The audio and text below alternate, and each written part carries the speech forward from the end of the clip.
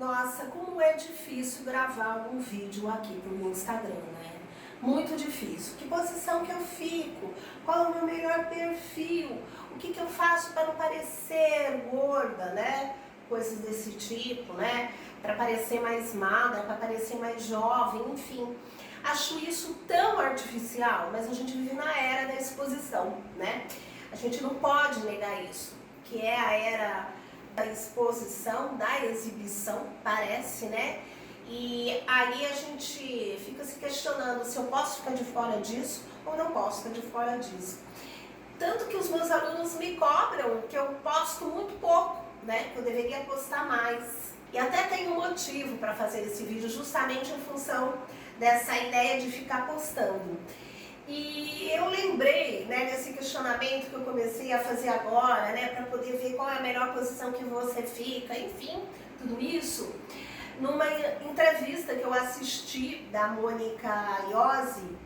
Não me lembro exatamente que canal que foi, mas eu acho que foi na TV Cultura, se eu não me engano, e que soube que ela tem muitos seguidores, e aí ela falou um pouquinho sobre essa necessidade que a gente tem de bombar, né? Você tem necessidade de bombar? E aí eu achei muito bacana o que ela falou, né? O que de fato eu estou buscando com as postagens que eu faço? Estou postando um prato que eu preparei para minha família. Eu estou postando que eu estou viajando. O que eu pretendo com essa postagem? Aceitação. Seguidores. Quando eu comecei a entrar nessa onda, de postar alguma coisa, né? Porque eu acho que eu comecei mesmo em 2020, a ter rede social. Eu descobri que há pessoas, né, que têm muitos seguidores, mas elas compram seguidores. E aí eu achei isso um paradoxo, né? Porque pra mim, seguidores tem a ver um pouquinho com a questão de engajamento, né? Você vai seguir uma pessoa, por quê, né?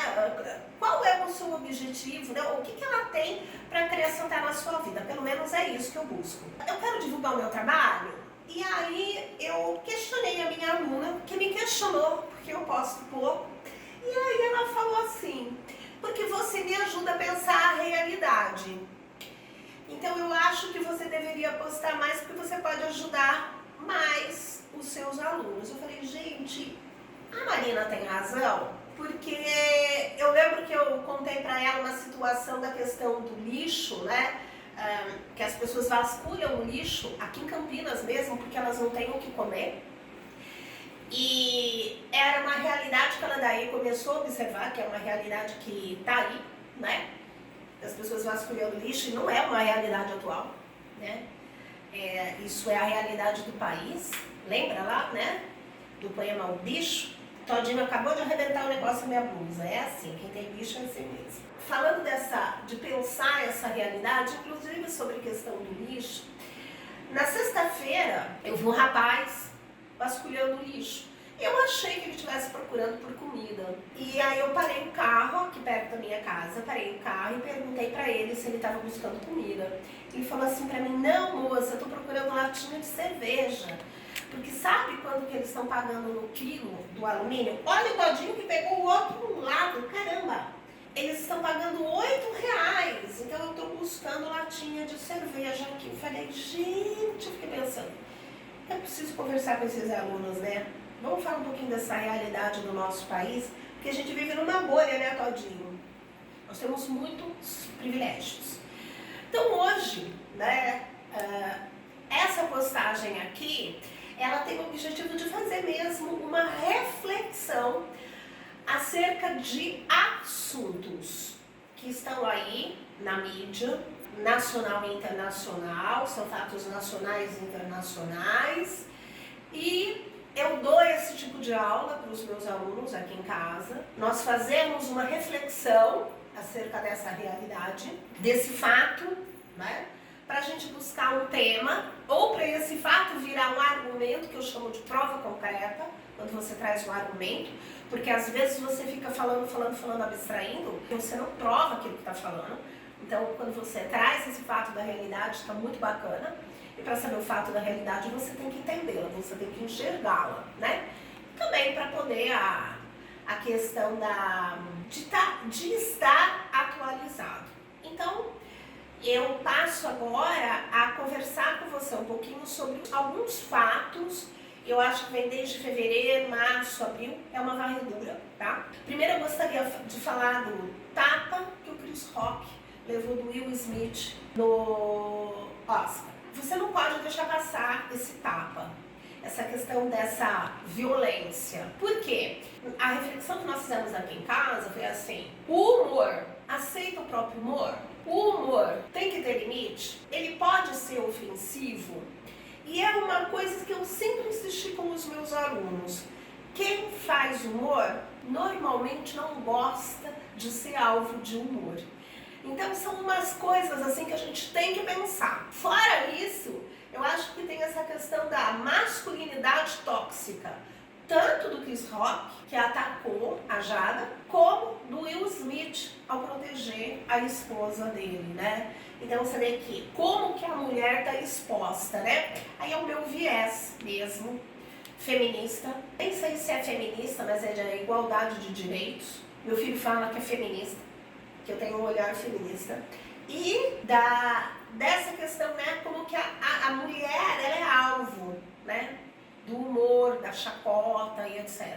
Quero preparar uma postagem para vocês falando sobre a Era dos Cafajestes, um texto que eu li há alguns dias, que eu quero passar também para vocês, mas isso é uma outra postagem, que tem o objetivo, ajudar a pensar a realidade. Um outro fato que chama atenção é sobre a flexibilização do uso de máscaras. E aí eu discuti com os meus alunos sobre essa tomada de decisão do governo do estado de São Paulo, e aí eu fiquei assim pensando no discurso, né, do executivo quando ele foi contra a vacinação e agora é a favor da vacinação. Não sei se é a favor, mas amenizou um pouco esse discurso. Eu li que um dos filhos deu aval para que o discurso fosse mais polido em relação à vacinação. Então a gente tem que fazer uma reflexão de que os passos dados pelos políticos têm um único objetivo: estratégia de marketing para a eleição. É o voto. Pensa lá na frente no voto. Não é a saúde pública que está vindo em primeiro lugar. A flexibilização do uso de máscaras me fez pensar nisso.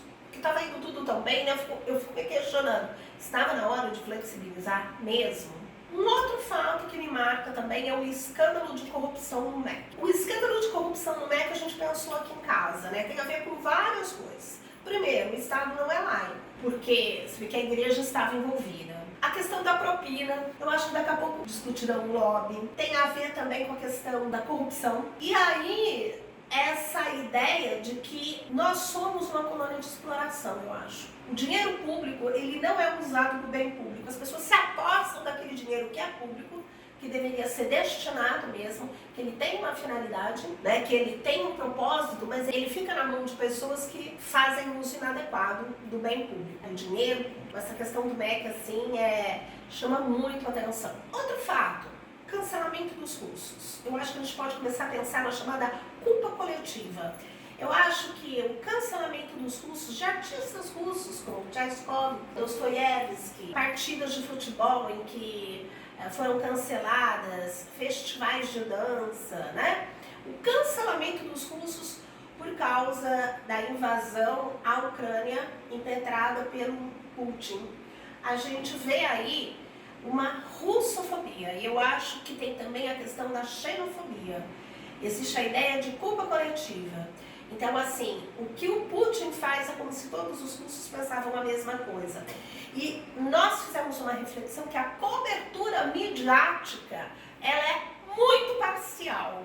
A gente não tem visão de fato daquilo que está acontecendo. A gente vê boicote, a gente vê preconceito, seria um tema lindo para a Vunesp pedir esse ano. Outro fato é dos 100 anos da semana de 22. Quando eu penso na semana de 22, eu vejo muito que é uma coisa assim muito da elite paulista. Não seria nem elite paulista, elite paulistana. Porque é aquela questão da capital, do estado, da cidade rica, e que foi repensada a ideia de cultura, mas de uma visão elitista. O que eu sempre fico pensando é por que a cultura não está ali para aqueles que não têm acesso à cultura? Por que não existe essa democratização da cultura? Então, quando a gente analisa o movimento de 22, é um movimento que tenta romper, né, os laços com os valores europeus, fazer uma cultura brasileira, mas não vejo esse movimento de democratização da cultura.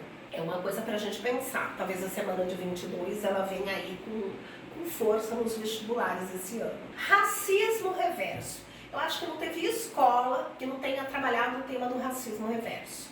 Existe racismo reverso e etc. Nós aqui em casa não discutimos essa ideia de racismo reverso, porque todos os alunos já tinham visto. Acho que não teve nenhum cursinho aqui na cidade de Campinas que não tenha trabalhado com esse tema, ou escolas. E a gente discutiu outra coisa a partir disso. Nós discutimos o racismo estrutural e o viés racial, consciente e inconsciente, e como que isso, né, essas visões, elas têm um impacto direto no nosso comportamento, como a gente age, que a gente não se dá conta. E as instituições, como a polícia, reproduz essa questão, tá?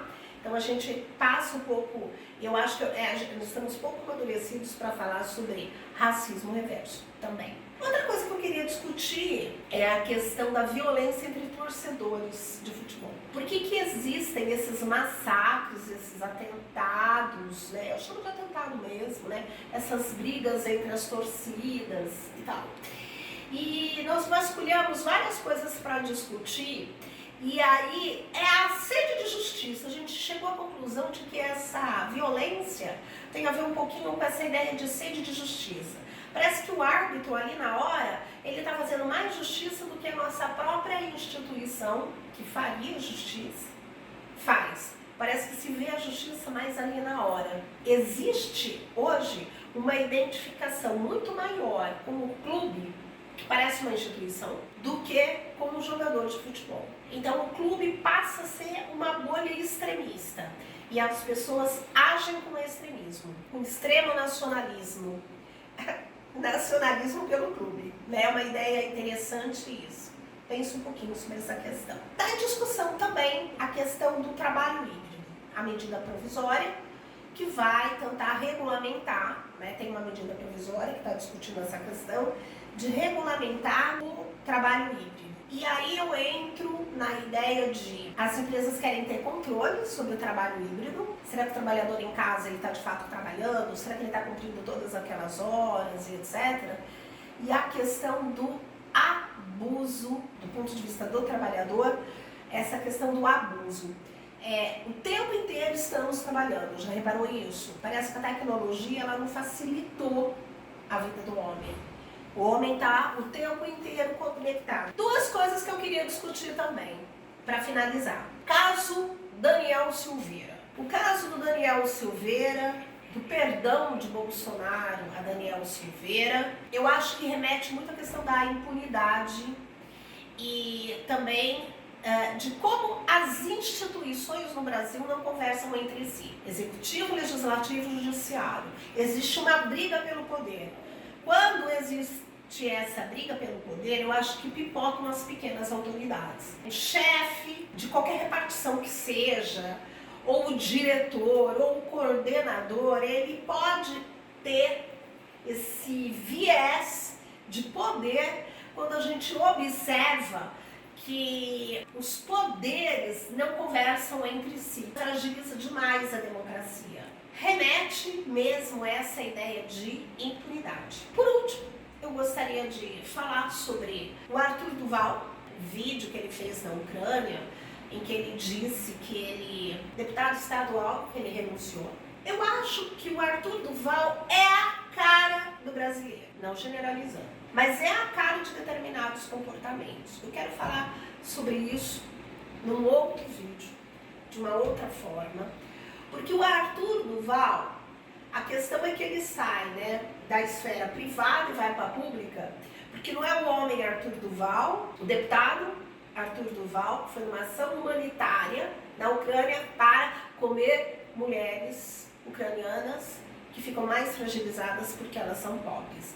Então essa fala dele, o áudio que escapou, né?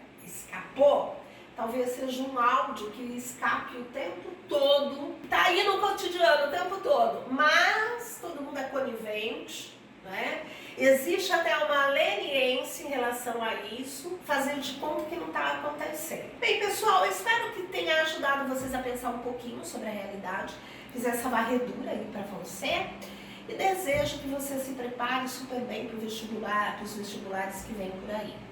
Um grande beijo. Manda beijo aí, Todinho.